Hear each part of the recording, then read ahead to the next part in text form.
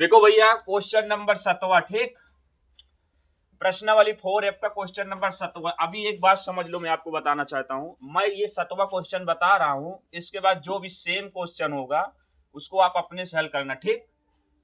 जो सेम रहेगा उसको नहीं बताऊंगा, जो आपको नहीं आने वाला उसको मैं बताने वाला हूं, ठीक भैया।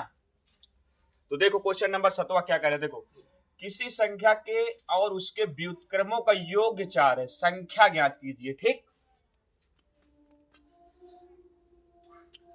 किसी संख्या या मान लीजिए कोई भी संख्या, हमें संख्या नहीं पता रहती, ठीक भैया, ये सब सवालों में किसी संख्या ही ज्ञात करना रहता है। देखो किसी संख्या, कोई संख्या और उसके व्युत्क्रम मतलब उसका उल्टा को अगर योग 4 मतलब उन दोनों को जोड़ देते हैं तो 4 आ जाती, तो वो संख्या ज्ञात कीजिए, ठीक। देखो यहाँ पे हल लिखते हैं, सबसे पहले यहाँ हल लिख लिए। देखो तो हम क्या, हमें जब कोई संख्या नहीं पता तो हम लोग क्या मानते हैं, हम उसे एक्स मानते हैं, जिसका कोई नहीं होता उसका भगवान होता है। तो इस गणित में हमारा एक्स ही हमारा भगवान होता है आंसर निकालने के लिए। देखो क्या लिखते हैं, माना वह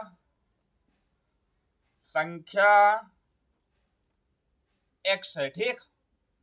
माना वह संख्या एक्स है, हम अपने से वह संख्या एक्स मान दिया, ठीक। एक हमको पता चल गई वो संख्या एक्स। अब इसका उल्टा क्या हो जाएगा, उसका उल्टा देखो, उसका उल्टा हो जाएगा, उसका उल्टा हो जाता है 1/x, मतलब 1/x हो जाता है, ठीक। 1/x हो जाता है, उसका उल्टा है, ठीक।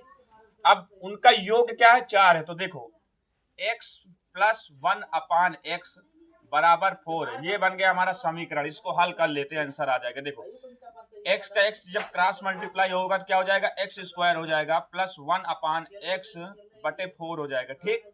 समझ में आया। अभी देखो ये क्या हो जाएगा, x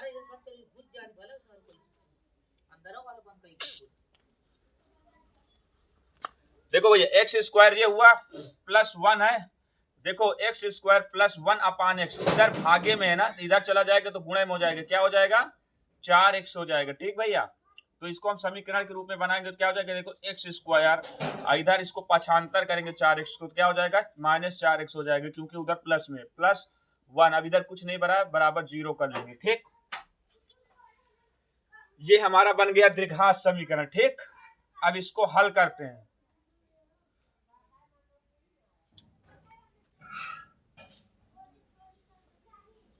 ठीक, देखो इसको जब हल करेंगे तो ये हमारा किसमें चलेगा, देखो ये नॉर्मल गुणनखंड नहीं बनेगा, देख लो, चाहे एक को कोई ऐसा संख्या नहीं जो गुणा करे तो एक आए, जोड़े घटाए 4 आ जाए। तो हमें फार्मूला क्या बनेगा भैया, देखो ये हमारा फार्मूला बनेगा -b² ±√b² -4ac/2a, बस इसमें रख दो। अब मैं बता देता हूं, मैं हल पूरा नहीं करूंगा, आपको बता दूंगा। देखो x बराबर यहाँ ax² + bx + c बराबर 0 से हम अगर कंपेयर करेंगे तो x बराबर हमारा क्या आ जाएगा, 1 आ जाएगा। b बराबर हमारा क्या आ जाएगा, b बराबर 4 आ जाएगा, -4, ठीक है। देखो माइनस का, और c बराबर हमें क्या दिया है, c बराबर 1 दिया। बस इतना वैल्यू रख दो, लास्ट में आंसर आ जाएगा। मैंने पहले भी बहुत क्वेश्चन बताया इस टाइप का, ठीक बच्चों। आप हल करो इसको अपने से।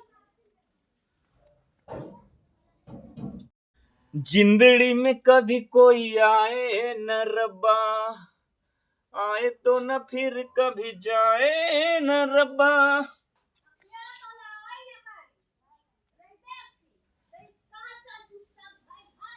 देखो भैया क्वेश्चन नंबर 14वां, 7वां के बाद मैं डायरेक्ट 14वां इसलिए बता रहा हूं कि जो भी 7वें के बाद जो 14वां तक क्वेश्चन है सब मैंने पिछले क्लास में बता चुका हूं, सेम था, ठीक।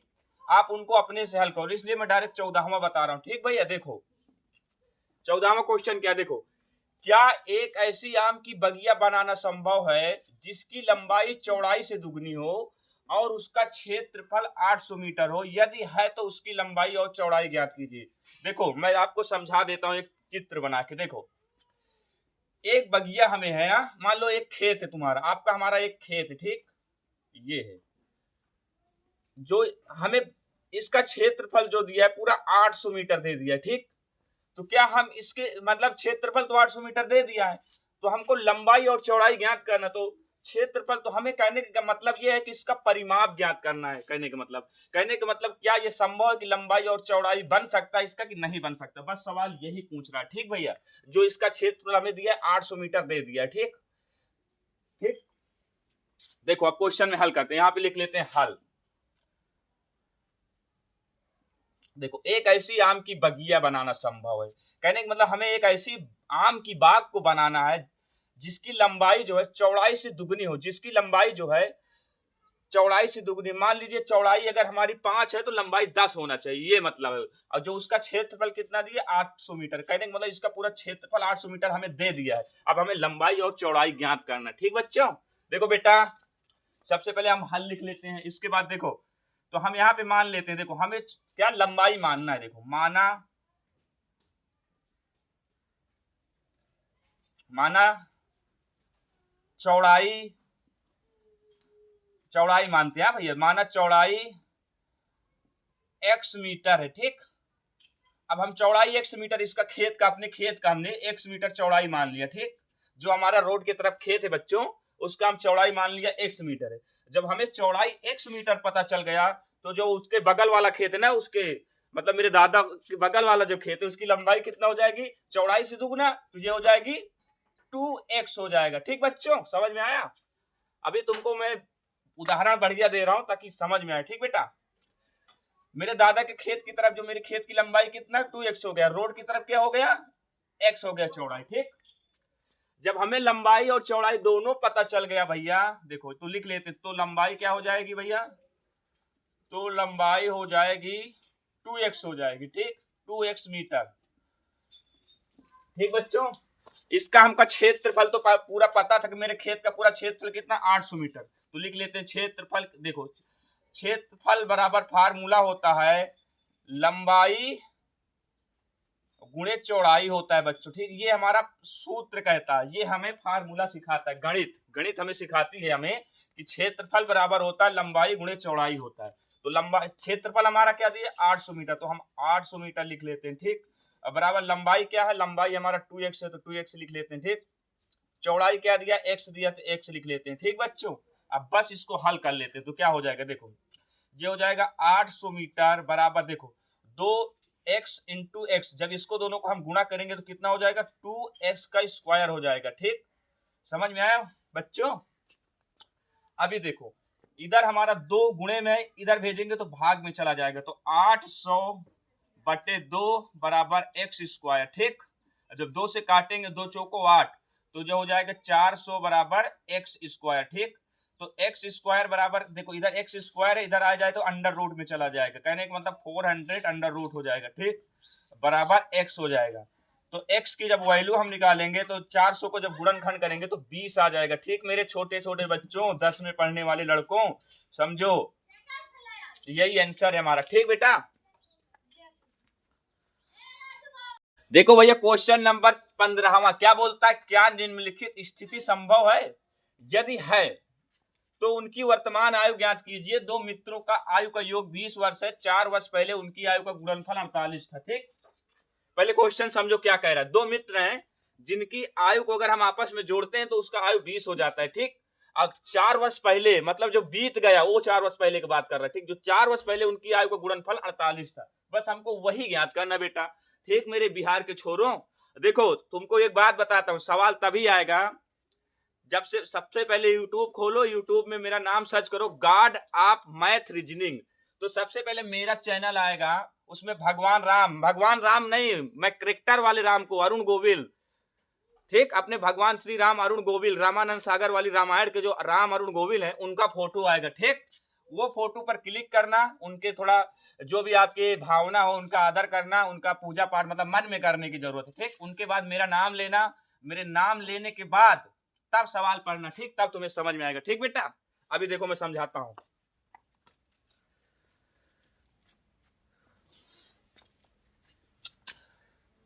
तो यहां लिख लेते हैं हल। प्रश्न तो मैंने आपको समझा चुका हूं। ठीक बेटा, ये प्रश्न पहले भी बता चुका है, ऐसा नहीं कि ये तुम फर्स्ट बार पढ़ रहे हो, ये भी ध्यान रखना। ठीक, यूपी बिहार के लड़कों, लौंडो, देखो इधर, तो हमें पहले दोस्त देखो, यहां हमें मानना होगा, माना पहले दोस्त की आयु x है, ठीक। तो दूसरे के क्या हो जाएगी? अगर भैया ये बताओ 10 प्लस 20 30 होता है, जब हमें 10 मालूम चल गया तो 30 में से अगर 10 घटा देंगे तो 20 भी मालूम चल जाएगा। बस यही सेम लॉजिक है बच्चों यहाँ पे। माना पहले दोस्त की आयु x है तो दूसरे की हमें मान जानने के लिए तो एक 20 में से x को घटा देंगे तो दूसरे को पता चल जाएगा। तो देखो तो दूसरे की, ठीक, दूसरे की आयु क्या हो जाएगी? देखो दूसरे की आयु हमें ज्ञात करने के लिए, अब देखो 20 में से हम अगर x को घटा देंगे तो दूसरे की भी आयु पता चल जाएगी, ठीक बच्चों। तो क्या देखो 20 माइनस x कर दिया, ये दूसरे को हो जाएगी। अब हमें पास्ट में जाना है, वर्तमान में, भूतकाल। भूत जानते होगे, सुने होगे ना। मेरे गांव में एक औरत है, उसकी उम्र लगभग 60 साल है, वो भूत से लड़ भी चुकी और भूत को जानती भी है। लेकिन हम लोग के जमाने में भूत गायब हो गए, देखा ही नहीं, कभी सुना भी नहीं है।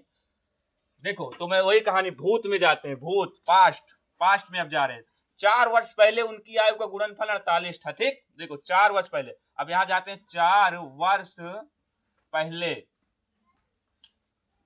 4 वर्ष पहले की आयु लिख लेते हैं, की आयु जो थी।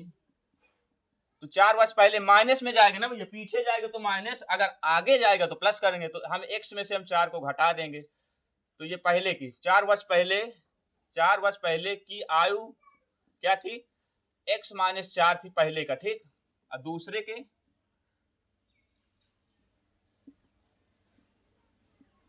तो दूसरे की देखो, तो दूसरे की भी तो ही हो जाएगी भैया, दूसरे की, तो दूसरे की क्या हो जाएगी? 20 माइनस x माइनस 4, ये हो जाएगा। इसको हल कर लेंगे क्योंकि देखो ये दोनों सेम x है। तो ये क्या हो जाएगा? 20 में से 4 घट जाएगा, कितना बचेगा? 16 माइनस x, ये हो जाएगा दूसरे के, ठीक।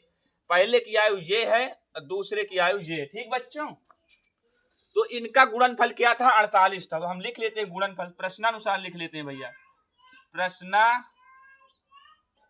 ठीक। देखो प्रश्नानुसार हम लिख लेते हैं x माइनस 4, 16 माइनस x बराबर 48, ठीक। अब इसको हल कर लेते हैं। देखो x को जब 16 से गुणा करेंगे तो 16x आ जाएगा। अब माइनस, देखो x को जब माइनस x से गुणा करेंगे तो माइनस, देखो प्लस माइनस का माइनस x स्क्वायर आ जाएगा। और देखो माइनस 4 को 16 से गुणा करेंगे तो प्लस माइनस का माइनस 16 चौको 64 आ जाएगा, ठीक बच्चों। अब माइनस 4 को माइनस x में गुणा करेंगे तो माइनस माइनस के प्लस 4x आ जाएगा, बराबर 48 दिया तो 48 लिख लेते हैं, ठीक। देखो अब इसको हल कर लेते हैं। देखो 16x प्लस में 4x प्लस में, तो ये क्या हो जाएगा? 20x हो जाएगा। 20x का लिया, ठीक, माइनस x स्क्वायर का लिया। देखो बराबर कर देंगे, 48 को उधर 64 को भेजेंगे तो ये माइनस में उधर जाएगा तो प्लस में हो जाएगा, जब जुड़ जाएगा तो कितना हो जाएगा? 112 हो जाएगा, ठीक। समझ में आया? अभी देखो इसको देखो माइनस x स्क्वायर गुणनखंड के रूप में, तो हम इसको माइनस में नहीं बदलना चाहते, इसको हम प्लस में करना चाहते हैं। तो प्लस करने के लिए हम पक्षांतर भी तो कर सकते हैं। जब पक्षांतर करेंगे तो क्या हो जाएगा? जो x स्क्वायर प्लस में हो जाएगा, ये 20x प्लस में, तो ये माइनस में हो जाएगा। और वो इसी साइड लाए ना, तो ये तो उसी साइड रहेगा, 112 बराबर 0 कर देंगे। मैं इतना ही बताऊंगा, इतना आप करो। ये गुणनखंड है, इसको अच्छा 7 के बच्चा हल कर सकता है बेटा, तुम लोग तो 10 में पढ़ते हो, ठीक। देखो इसको मैं बता देता हूं। देखो 12 अट्ठे,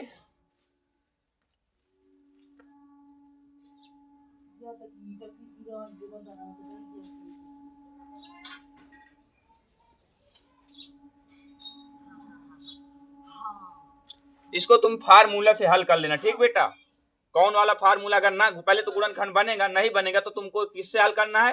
देखो minus B plus minus B square minus 4ac upon 2a से हल कर लेना, बस तुम्हारा आंसर आ जाएगा x बराबर, ठीक। यही हमारा फार्मूला होता है, ठीक।